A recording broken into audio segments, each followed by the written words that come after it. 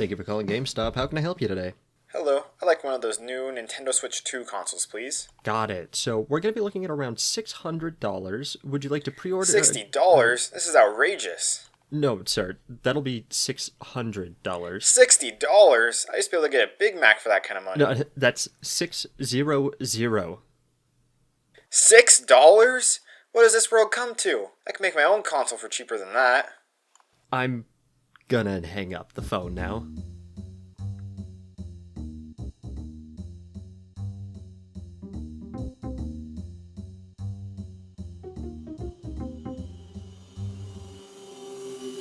Wait. If you've been following the trends of AAA gaming for the past few years, you've probably seen what everyone else has seen and know what I'm about to complain about.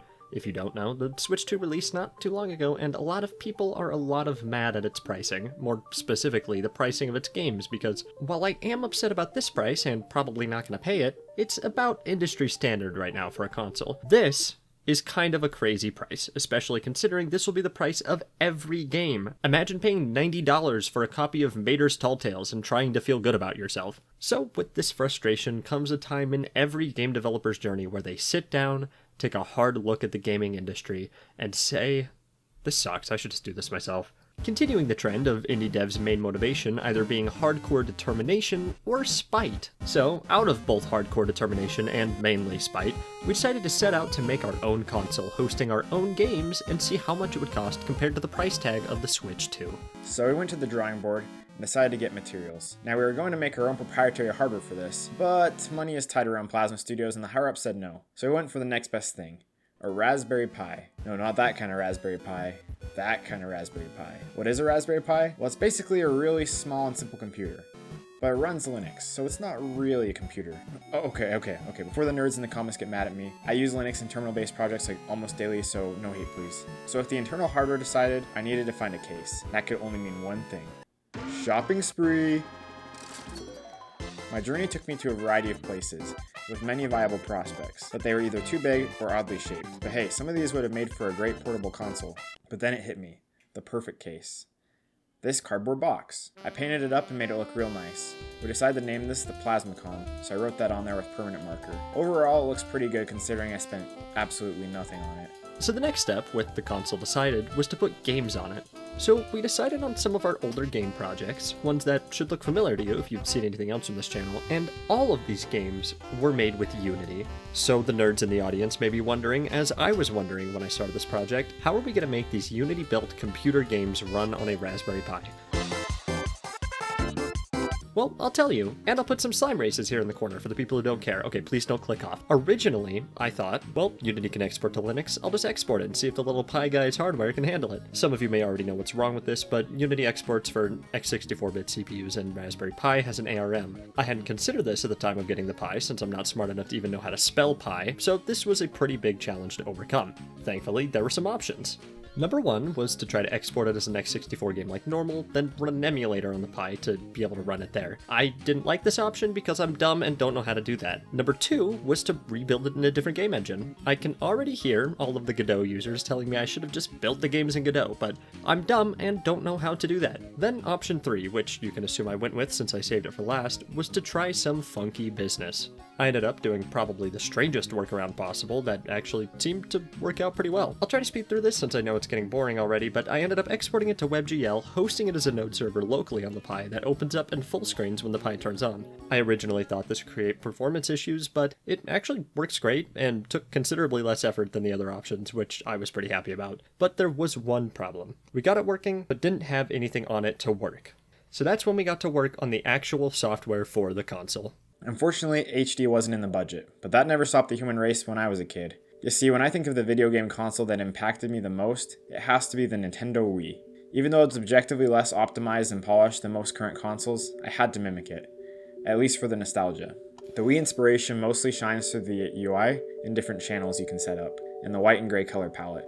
I made the console boot up with a title screen, and made a scrolling background. Shout out to Jaren in the Discord for making a cool background with all the plasma characters. It turned out epic.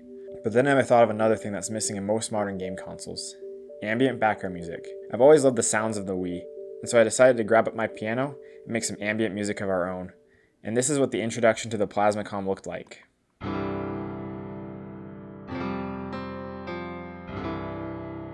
Now that's all fine and good, but the console is only as good as the games on it, and boy do we have games. First up, you have Little Shell's Adventure, a beach-themed adventure game about a turtle on a quest to commit stabby stab to dumb crab dudes, because all my epic plasma gamers hate crab dudes. Now the game originally launched for $5 on Steam, but with the cost of porting to Plasmacom and the extreme cost of remastering the game, it will be $60 on the Plasmacom. But, since we've only remastered the first half of the game, we're starting with a launch discount of $5. Throw Bro, time to go, bro. This is our platformer game, Throw Bro. Now, this game originally retailed for $6.99 USD, and we figured we would help out the long-term fans by making the price even lower at $5.99 USD. Now, featuring a brand new pay-per-throw model that can increase the price depending on your gameplay, but we don't expect it to affect most players. Now, Slime Races, our recent hit project. You can race your own slimes and bet on them using plasma money. Now, for each game's price, we really wanted to consider the audience and how good an experience the game was going to give them. With that in mind, we're thinking of doing more of a subscription model for this game. For $80 per week per slime, you can race against your friends today. You can buy them using our brand new cryptocurrency Plasma Coin in the Plasma eShop. All you gotta do is become an epic Plasma gamer by hitting that subscribe button and Discord button, and you'll be gifted 100 non-fungible, entirely digital, super unique Plasma Studios coins. Can I make that joke? I don't know and I don't care, because now that we had everything set up, it was finally time to plug it in and see what this bad boy can do.